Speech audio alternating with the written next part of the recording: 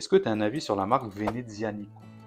Ah, ça c'est très intéressant parce qu'en plus on est en contact avec eux depuis quasiment 2 ans, un petit peu moins, j'ai plus exactement le temps en tête. Ce qu'ils font c'est très bien, esthétiquement c'est magnifique. On avait discuté avec eux justement pour être distributeur de leur marque. Au final, j'avais pas passé de commande, ils étaient d'accord, il n'y a pas de souci, je pense qu'ils seraient encore d'accord. Je dois relancer justement la discussion avec eux. On les a pas ajoutés, pourquoi? Parce qu'en fait ils n'avaient pas assez de volume, ils n'avaient pas assez de références différentes, ils étaient en rupture sur beaucoup de références et ils font énormément de précommandes. Et moi j'aime bien avoir les modèles avant dans les mains pour faire des photos, pour en tester, pour pouvoir vraiment être objectif. Parce que quand je vous présente le monde, que je vous dis ça c'est bien, parce que ça c'est bien, parce que je l'ai eu dans les mains, pas parce que j'ai vu des photos qui sont jolies. Une des collections que j'aime beaucoup là en ce moment, c'est la collection Redentore.